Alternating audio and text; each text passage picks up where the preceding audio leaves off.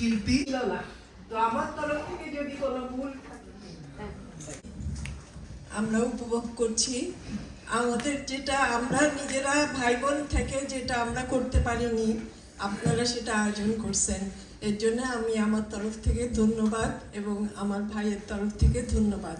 Thank you. না থাকা সত্ত্বেও আপনি সুন্দর শিল্পী।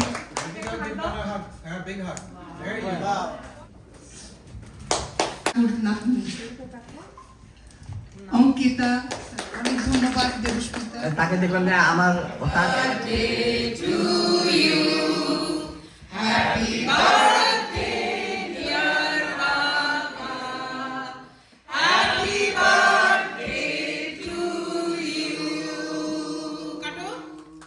Happy birthday. Are you 1? Are you 10? Are you 20? 30? 40? 50? 60? 70? 80? 81? 82? 83? 84?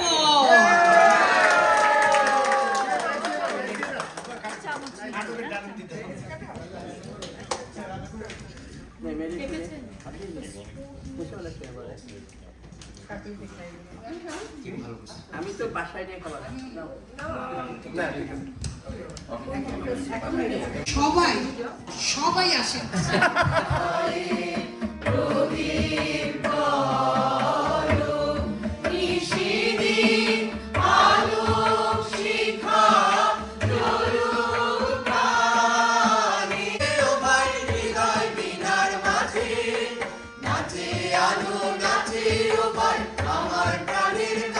সুন্দর প্রীতি উজ্জ্বল নির্মল জীবনে।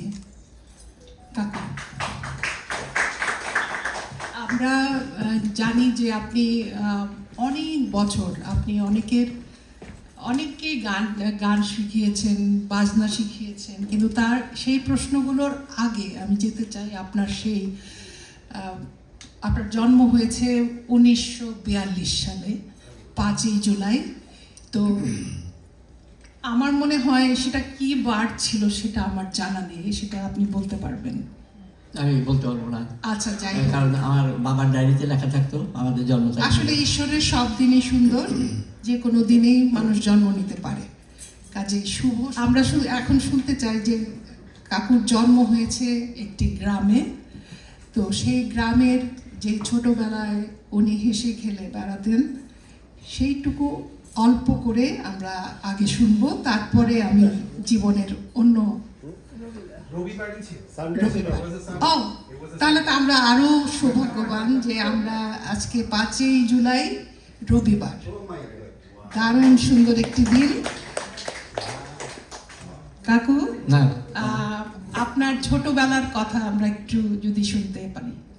ছোটবেলা আমার তো 42 সালে জন্ম। তারপরে আমার বাবা কলকাতায় চাকরি করতেন, ওই সুবাদে আমরা কলকাতায় ছিলাম। কলকাতা শহর থেকে প্রায় 10 কিলোমিটার দূরে বাটানগর বলে জায়গাটার নাম, এবং আমার বাবা বাটা শু ফ্যাক্টরির ম্যানেজার ছিলেন। তো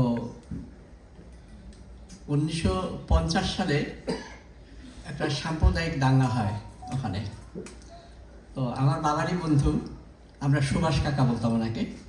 তো আমার সুভাষ কাকা আমার বাবাকে বললেন কি, আমার বাবার নাম সারোয়ার, বললো সারোয়ার দা তুমি আজকে বাসা থেকে চলে যাও, কারণ তোমার বাসায় হামলা হইতে পারে। তো বাবা ঠিক রাত 12টার সময় এসে আমাদের বললো কি যে তোরা আমরা আজকে বেড়াতে যাবো, সবার একটা কাপড় নিয়ে নাও সুটকেসে। উনি একটা ট্যাক্সি ডাইরেক্ট রাখছে বাসার সামনে আসবো আর কি। তো মজার ব্যাপার হল কি, আমার একটা ছাগল ছিল, রাম ছাগল বলতাম, এটা একটু বড়, কান বড়। তো যখনই আমরা খেতে বসতাম ওই পা দুটা উঠাই দিয়া ওই পরাটা চা এগুলো খেত। তো যখন চলে আসি তখন আমি বলেছিলাম যে বাবা ছাগল নিব না, তো বাবা বললেন না এটা থাক, আমি তো আসতেছি আবার। তো এইভাবে শুরু হলো। স্টেশনে এসে আমরা খুলনা চলে আসলাম। খুলনা এসে বাবার এক বন্ধু, অনেকেই ওনার নাম জানেন, সবুর খান ওনার নাম, ওনার বাসায় আমরা উঠলাম। 1 সপ্তাহ ওখানে ছিলাম, তারপরে গ্রামের বাড়ি চলে আসলাম। গ্রামের বাড়ি আসার পরে বাবা যে চাকরি করতেন বাটা শু ফ্যাক্টরির, উনি ফিরে গেছিলেন আবার। তো শু ফ্যাক্টরির মালিকরা বললেন কি যে যেহেতু তুমি না বলে চলে গেছো তোমার চাকরি নাই, জন্য 5-6টা গরু কিনে দিয়েছিলেন আর 5-6টা ছাগল, যে এটা দিন ভরে পারবি আর সকালে স্কুলে যাবে, বিকেলে সেগুলো পারবি। তো ওইগুলো কয়েকদিন করতে পারে আমার এক চাচা দেখতে বাঁশি বাজাতে পারে, আর বাঁশি। তো আমি চাচাকে বললাম যে চাচা তোমার বাঁশিটা আমার একদিন একটু দাও। তো আমার আগে থেকে গানের অভ্যাস ছিল, কারণ বাটারামো থাকতে আমার একটা কলের গান ছিল।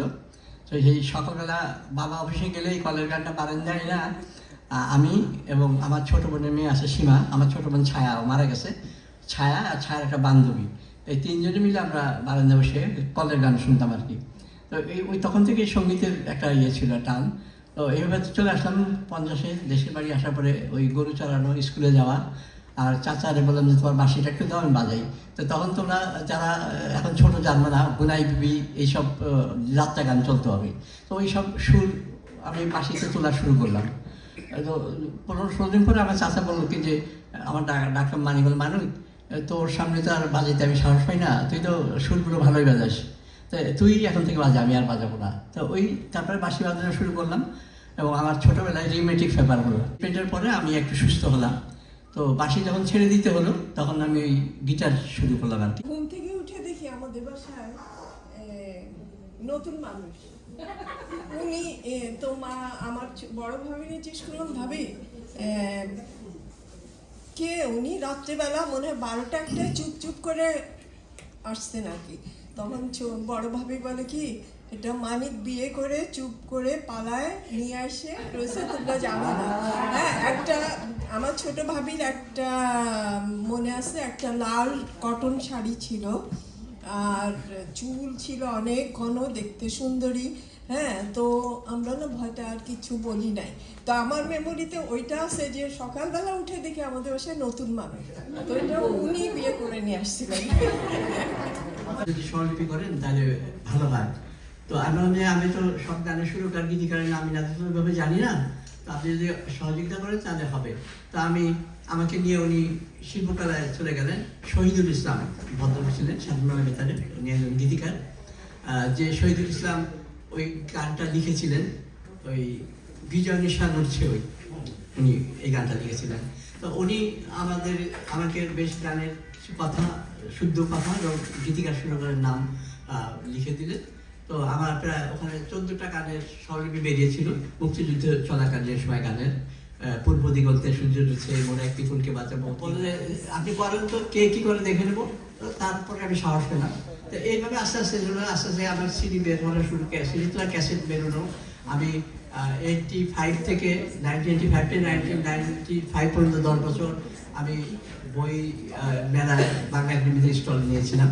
তো তখনকার পরিচালক আমার ছাত্র ছিল, তো সেই আমাকে স্টলটা নিয়ে দিত। তো দেখি যে তখন আমার 5টা বই আর 10টা ক্যাসেট বেরিয়েছিল। তো যেদিনই নিয়ে যাই মেলায় সব বিক্রি হয়ে যায়। আরও উৎসাহিত হইতে লাগলো, তাহলে আরও স্বরলিপি বের করা দরকার। তো এমন দিন ছিল যে আমি একদিনে 3টে স্বরলিপি করেছি বসে। কোনোরকম খাওয়ার সময় বেশি আছে, দেখা কাকুলি আর কাকুলির মা বলতো যে আমি পাগল হয়ে গেছি আর কি এগুলো করতে করতে। মানে তো এটা 22টা স্বরলিপির বই আছে, যেখানে 1000-এর স্বরলিপি বই আছে, আর অডিও ক্যাসেট বা সিডি আছে 53টা, যেখানে প্রায় 800 গানের সুর আছে।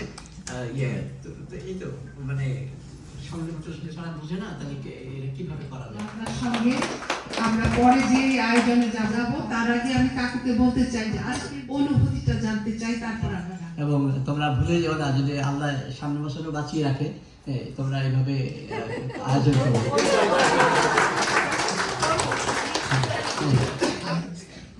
ধন্যবাদ কাকু, আপনার অনেক কিছু কথা শুনলাম।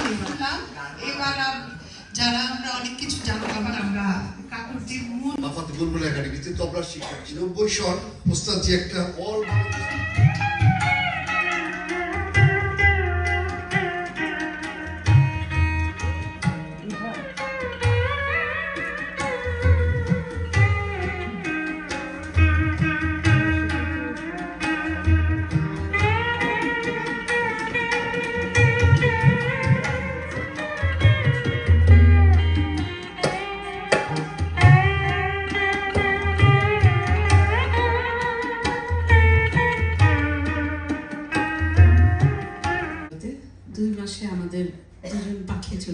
আমার জীবন থেকে, আমাদের জীবন থেকে। তো একটা গান আমার সাথে কিছুদিন ধরে খুব মনে পড়ছিল, বাবাকে বললাম যে বাবা গানটা তোলো। সেটা হচ্ছে যে সুবীর নন্দীর বিখ্যাত পাখিরে তুই দূরে থাকলে কিছু আমার ভালো লাগে না। আমার মা এবং আমার ভাইয়ের স্মৃতির উদ্দেশ্যে আমার বাবা এই গানটা এখন বাজাবেন। যেটা বলতে চাই যে যখন আমি বাংলাদেশে ছিলাম তখন চাচা তো আমাদের অনেক সিনিয়র, উনি তখনই ঢাকা বেতারে উনি মানে গিটার বাজাতেন। আর আমি 68-তে সিলেট রেডিওতে শুরু করি গিটার শিল্পী হিসাবে। তো উনি আমাদের অগ্রজ এবং হাতিগোনা যে কজন ভালো গিটার বাদক তাদের মধ্যে অন্যতম। আরো আরো আরো দাও কারো ভরিয়ে তৃষা ভরিয়ে মোরে আরো আরো আরো দাও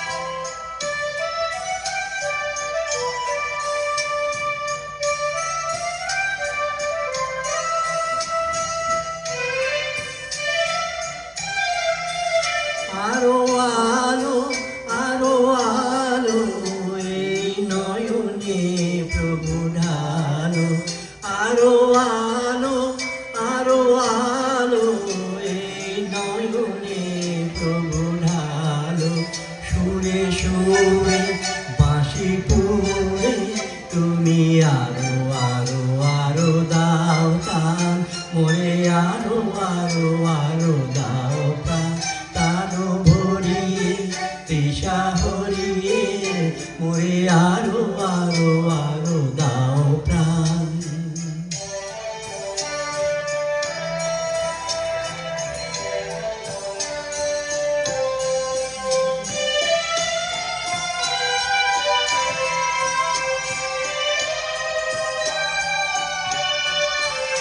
আরো বেদনা আরো বেদনা প্রভু দাও মোরে আরো চেতনা, দারো ছুটায় বাধা টুটায় মোরে করো ত্রাণ মোরে করো ত্রাণ। আরো বেদনা প্রভু দাও মোরে আরো চেতনা, দারো ছুটায় বাধা টুটায় মোরে করো ত্রাণ মোরে করো ত্রাণ। আরো প্রেমে মোর আমি ডুবে যাক নেমে, আরো প্রেমে মোর আমি ডুবে যাক নেমে, সুধা ধারে আপনারে তুমি আরো আরো আরো করো দান মোরে আরো আরো আরো দাও প্রাণ। এবার আমরা কাকুর হরিয়ে মোরে আরো আরো আরো দাও প্রাণ।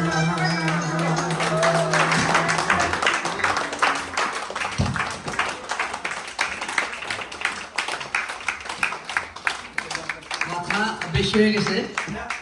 কাকুর সম্পর্কে